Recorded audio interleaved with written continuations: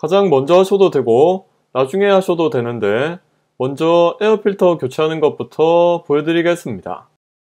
에어필터라는 게 앞서 말씀드린 것처럼 엔진이 마시는 공기를 걸러주는 건데 공기가 최초에 여기 흡입구로 들어와서 에어덕트를 따라 필터를 거치고 다시 호스를 따라서 엔진으로 들어가기 때문에 이런 이해를 바탕으로 에어클리너는 어느 차든 쉽게 찾을 수 있습니다.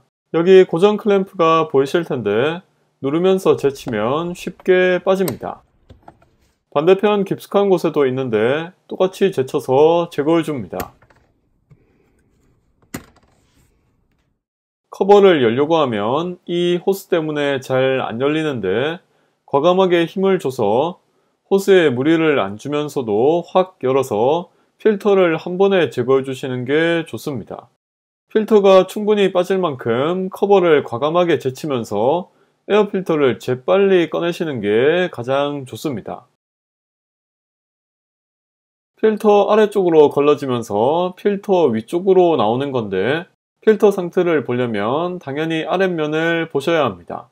많이 더러운 것 같지만 경험상 이 정도면 더 탈 수 있기는 한 그런 상태입니다. 그래도 엔진오일 교체할 때 무조건 같이 교체하시는 게 좋습니다. 오래 쓰게 되면 흡기 쪽에 부합이 걸리면서 엔진 부조 및 출력 저하가 일어날 수 있습니다. 새 에어필터를 보면 당연한 이야기지만 아주 깨끗한 상태입니다. 주의하셔야 할 게 딱 한 가지 있는데 필터 옆부분에 이렇게 고무가 있습니다. 필터링 되지 않은 공기를 막아주는 그런 역할입니다. 필터를 넣으실 때 이 고무가 씹히거나 틀어지지 않도록 잘 넣는 게 아주 중요합니다. 이제 새 에어필터를 가져와서 커버를 과감하게 열어줍니다. 생각보다 쉽지 않다는 생각이 들면 그거 정상입니다. 필터를 끼우고 고무가 혹시 틀어졌는지 한번 확인해 줍니다. 커버를 닫고 클램프를 다시 고정하려고 할 때 잘 안되면 커버를 제대로 끼워줍니다. 에어클리너 하부와 커버가 정확히 물리면 클램프가 잘 닫히기 때문에 성급할 필요가 전혀 없습니다. 이번에는 제 차 에어필터 교체하는 것도 보여드릴 건데 요령은 똑같습니다. 커버를 과감하게 들고 헌 에어필터를 제거해 줍니다. 새 에어필터를 끼울 때 마찬가지로 고무가 씹히거나 틀어지지 않도록 주의해 줍니다. 마찬가지로 다시 한번 확인해 줍니다. 커버를 잘 닫아야만 클램프가 쉽게 고정됩니다. 약간의 요령만 있으면 완벽하게 끼울 수 있습니다. 위치상 드레인 볼트가 있는 곳에 쉽게 빼고 끼울 수 있는 커버가 달려 있습니다. 잘 보시면 손으로 잡는 부분이 있는데 잡고 제거해 줍니다. 딱 봐도 대충 어떤 구조인지 쉽게 알 수 있습니다. 살짝 들여다보면 17mm 드레인 볼트가 있습니다. 17mm 소켓과 길이 조절 라첼 렌치로 풀어줍니다. 한 번만 풀어주고 손으로 풀리는지 확인해 줍니다. 오일 바지를 확실히 받쳐주고 손으로 끝까지 풀어줍니다. 드레인 볼트 제거 시 중요한 게 실수로 빠뜨려 버리면 일이 아주 귀찮아집니다. 볼트를 다 풀어도 끝까지 막고 있다가 한 번에 제거해 주시는 게 좋습니다.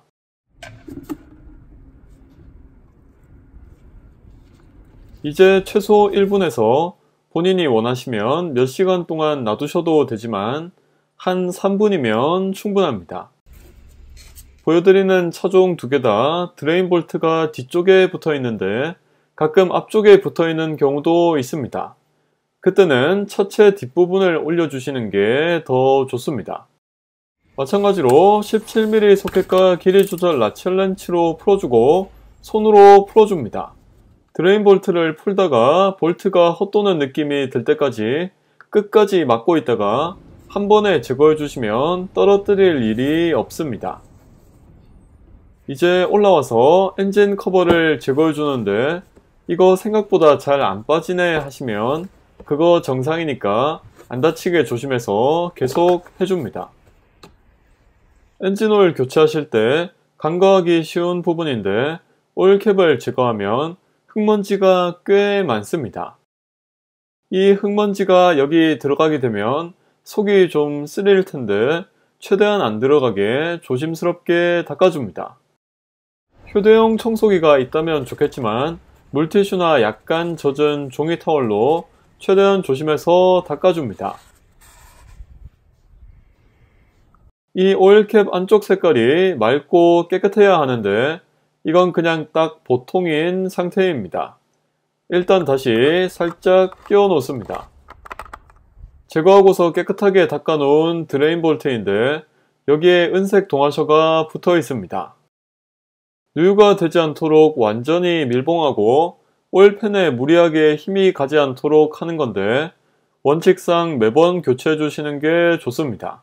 롱노즈나 비슷한 공구로 잘 잡고 제거해 주시면 되는데 매번 교체해 주지 않으면 제거하기가 까다롭습니다. 벤치로 그냥 뜯어버리는 게 가장 편한데 벤치가 없으시면 지나가는 여성분에게 고백하시면 되겠습니다. 멍청한 농담이었고 어쨌든 동화셔가 되게 무르기 때문에 끊어버리든 뽑아버리든 잘 제거해줍니다. 신품 동화셔 끼우는 건 너무 쉬워서 설명드릴 게 없습니다. 오일이 조금씩 떨어지고 있는데 좀 더 기다리셔도 되고 바로 잠가주셔도 별 상관은 없습니다.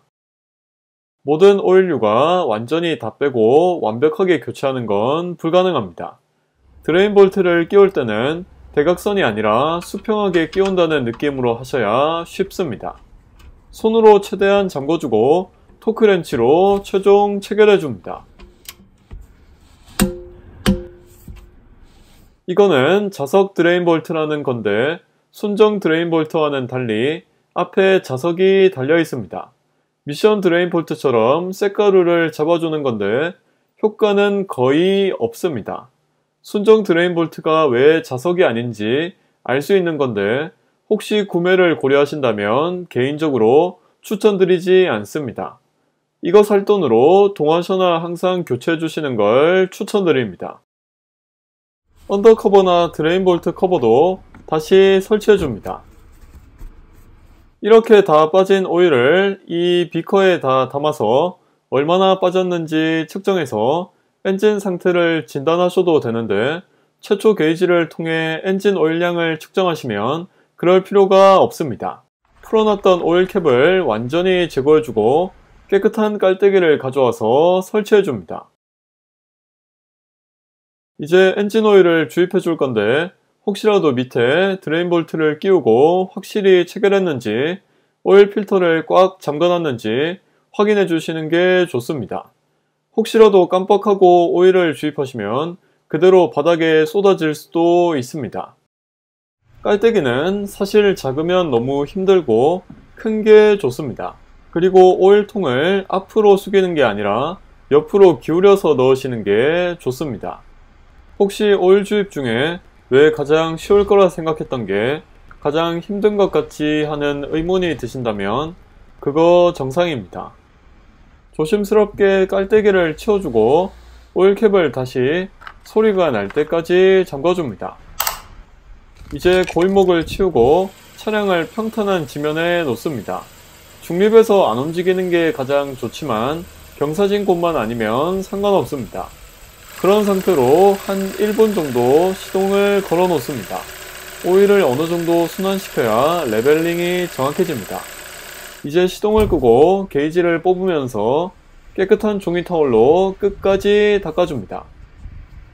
게이지 끝부분에 아무것도 묻어있지 않는 걸 확인해줍니다. 게이지를 다시 끝까지 밀어 넣습니다. 그리고 끝부분이 어디 닿지 않게 조심해서 다시 꺼내줍니다. 번들번들한 지점이 L선에 걸쳐 있는데 아까 일부러 남겨놨던 300에서 400ml를 그냥 다 넣으면 될 것 같습니다. 이제 게이지는 쓸 일이 없으니 다시 끼워 놓습니다. 다 넣어도 F선까지는 안 갈 것 같은데 별 상관은 없을 것 같고 필요하다면 나중에 보충해주면 됩니다. 어쨌거나 교환을 무사히 마쳤습니다. 배출했던 폐 오일은 사용한 오일통에 그대로 담아주는데 한 3.7리터 정도 나왔습니다. 저 같은 경우엔 아는 정비소에 갖다 주는데 대부분 잘 받아주십니다. 중고차 구입 시에도 참고할 수 있는 사항인데 오일캡 안쪽 오일이 코팅되거나 그리스처럼 묻어있지 않고 물처럼 잘 흐르고 닦이면 오일 관리가 잘 된 차량입니다. 만약 너무 더럽다고 하시면 진정하시고 당분간은 오일 교체 주기를 좀 짧게 가져가시는 게 좋습니다. 정비소 달려가셔서 싹 갈아엎을 필요까지는 없습니다. 제 차도 동시에 오일 교환을 마쳤습니다. 혹시 오일 교체 후에 엔진이 좋아하는 것 같은 소리가 들리시면 저랑 똑같은 환자라고 보시면 될 것 같습니다. 혹시나 해서 게이지 찍는 걸 다시 한번 보여드리자면 이 부분이 아니라 여기 부분을 보시는 게 맞습니다.